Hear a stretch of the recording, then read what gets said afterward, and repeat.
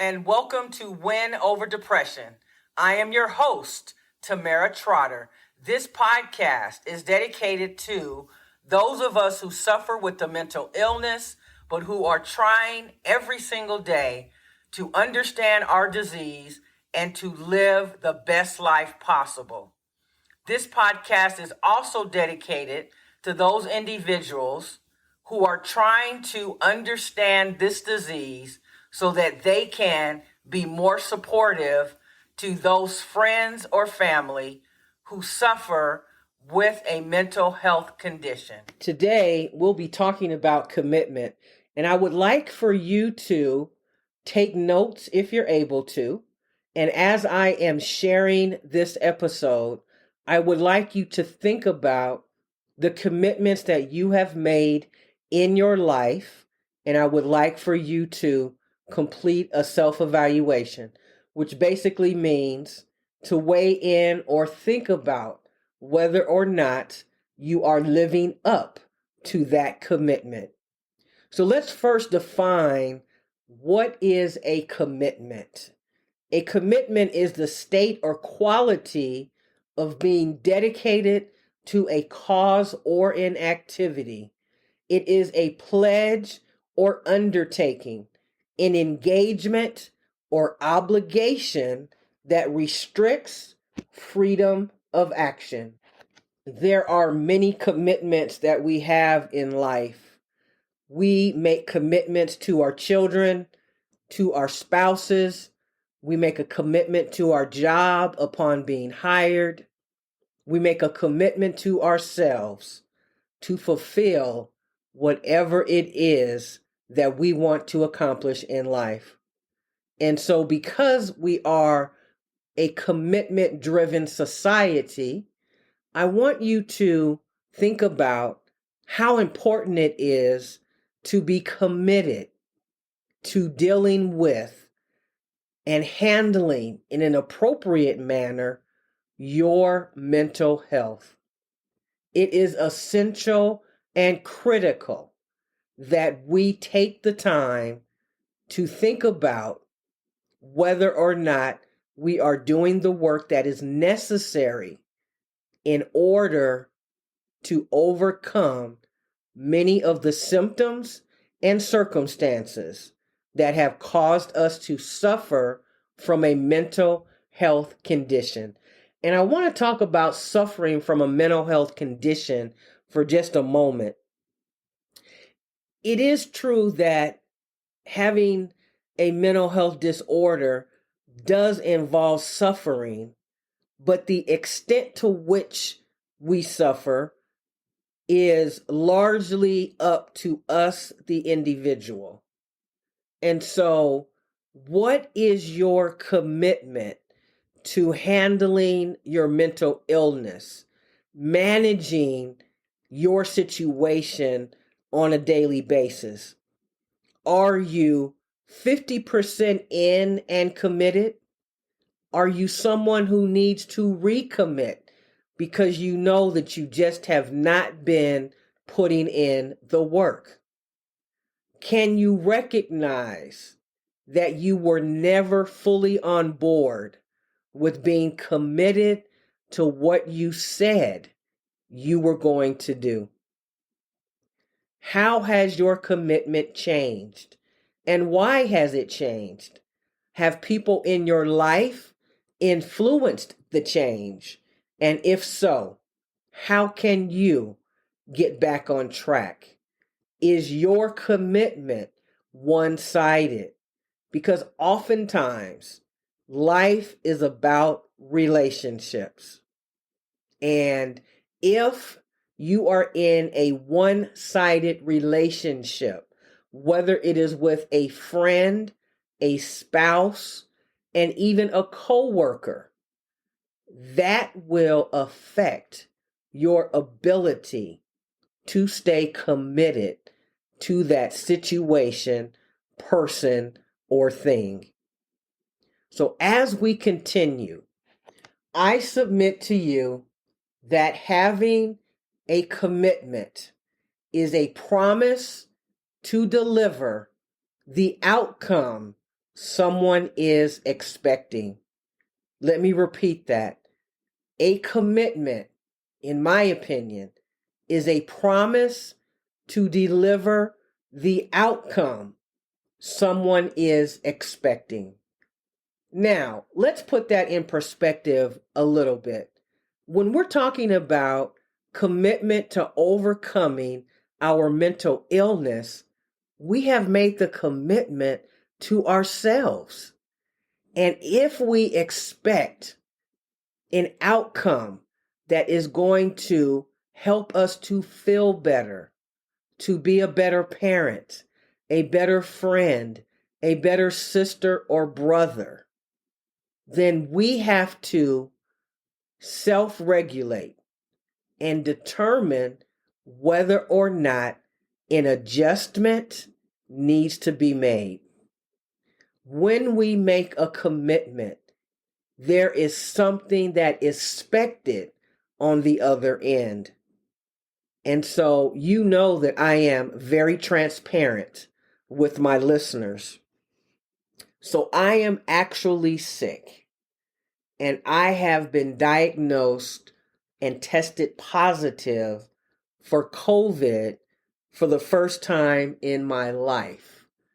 And for the last 3 days, I have been in bed. But in January of this year, 2023, I made a personal commitment to this podcast, Win Over Depression.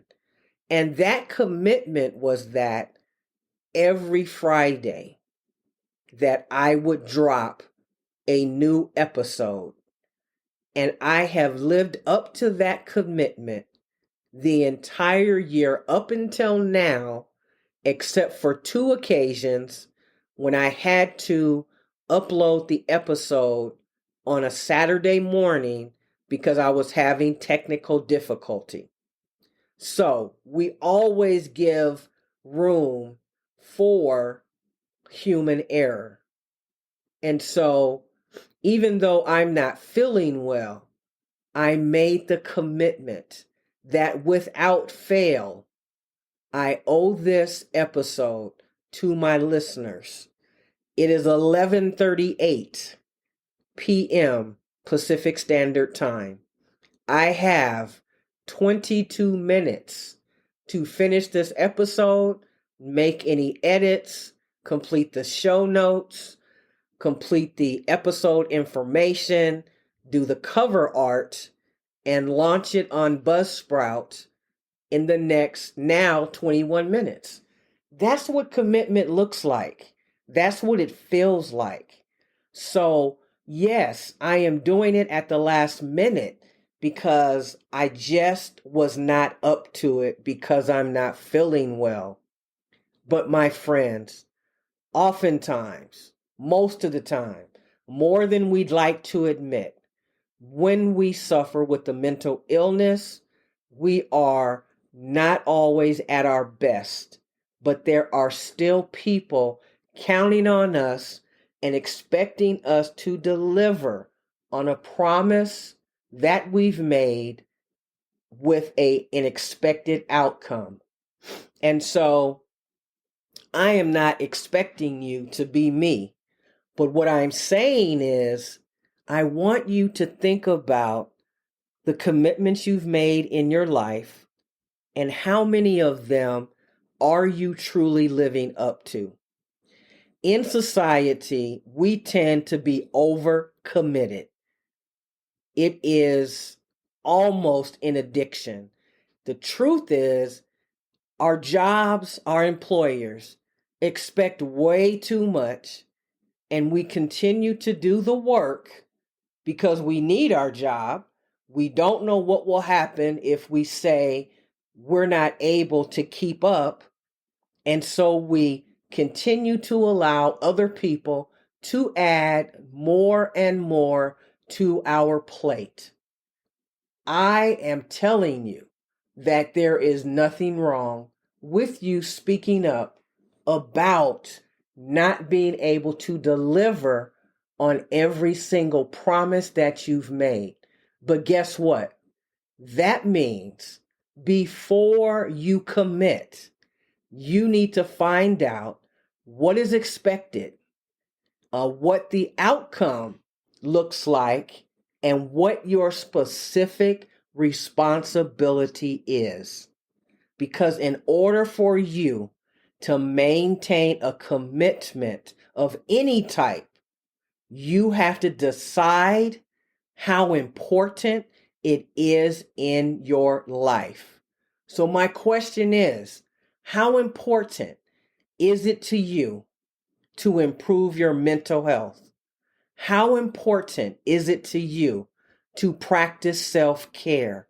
How important is it to you to finally stand up for yourself and start saying no? Remember this year, I talked about that I would spend more time sharing information about myself. So I am a Gallup certified coach.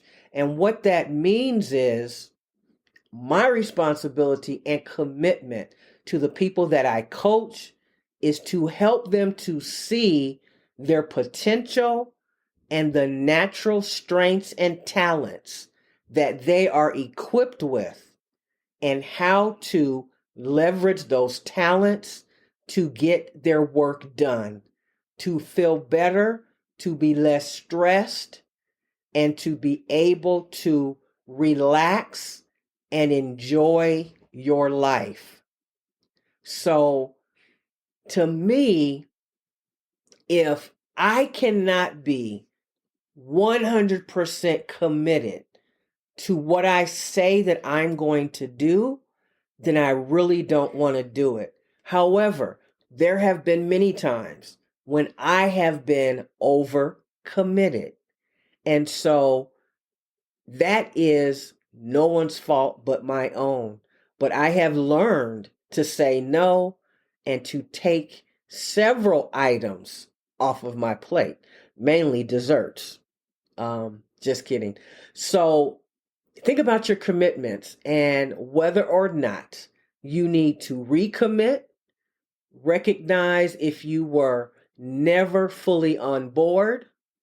Has your commitment to a certain project, to something that you wanted to do at your house, has that changed? And if so, then do something different. Sometimes we want to stick to what we've committed to because we are afraid to feel as if we have failed. And so that means that there are many projects that are not completed because we have taken on too many. So, also, when we talk about commitment, there are a few other things I wanted to share. The first is your personal space in your home has a direct correlation to whether or not your mental health is at bay or you are sinking into an episode of depression. And I know when I am about to experience an episode of depression because the area in my personal space at home looks cluttered. So it is very true that when we have a cluttered space, it's very difficult for us to focus and concentrate. And therefore, we all know, and if you don't, I'll share it with you, that many of the side effects of depression is not being able to concentrate. So, what I would like for you to consider doing, and I don't expect you to clean up your entire house in 2 days, that would not be a commitment that you can keep. So, what I would ask is that you look around and ensure that you have at least one or two areas in your home that are clutter free. And you will be able to see a lifting of the inability to concentrate and you being able to focus much better. So, again, are you committed to your mental health and getting better, are there some commitments that you've made that you need to make changes in? And so when we think about change, change is difficult for a lot of people, and not just those who suffer with the mental illness. Nobody really likes change because it's new. People don't know what to expect, and they are afraid of what is unknown to them. That is a natural human behavior. However, when you decide that you are going to take a look at your commitments, you have the right to make changes. Now, does that mean that you may have to disappoint a few people? Absolutely, because your mental health depends on it. And your friends or whoever it might be should understand that you need to practice self-care. So I encourage you to not be afraid of change, because change is absolutely predictable, because there are millions of changes every single day. There is a book called Who Moved My Cheese? And if you're not someone who likes to necessarily read a book, I encourage you to get the audiobook version of Who Moved My Cheese. And that is going to help you when it comes to accepting change. Because change is the one thing that you can count on in life. So, the more adaptable and resilient you become, the easier change will be in your life. I never want to end my podcast without thanking you so very much for listening. There are some things that I would love for you to consider doing for me.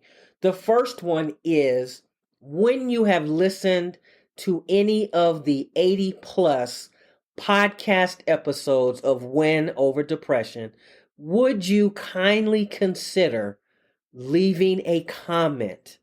Let me know how a particular episode resonated with you. The more comments that I have, the more growth I will experience in the podcast. And it is growing, but I would encourage you to talk about how this podcast has helped you. Several people have reached out to me to tell me personally, but if you would be so kind as to leave a comment, I would really appreciate it. Remember, you can reach me on Pinterest at TT Mental Health Expert. You can also find me on Instagram, Twitter, and Tumblr at Tamara Trotter. That's Tamera, last name Trotter. You can join my Facebook group, also called Win Over Depression. Win Over Depression now has a journal that goes along with the podcast episodes. Each journal will have 25 episodes, and it will have homework, places for you to write notes, and really be able to keep a record of how well you are doing in combating and reducing your episodes of depression. In addition, this journal will also give you the opportunity to have in front of you proof of your journey and proof that you are making strides. One of my episodes, we talked about how important it is to celebrate every single win that you have experienced, no matter how small you believe it is. If you have gone from 2 episodes of depression per month to 1 episode, that is a 50% improvement. You can go to my website, winoverdepression.org, go to the tab that says products, and you will be able to make the purchase of your journal there. If you would like to reach me personally, You can reach me at Tamara, Tamera, at winoverdepression.org. Stay in the game of life. Remember, giving up is never an option. You are important. Your life is worth living. If you are listening to this podcast and it's late at night and you're feeling down, I encourage you to go back and listen to many of my episodes. I have several on why you should not commit suicide, as well as why suicide may come into your mind in the middle of the night.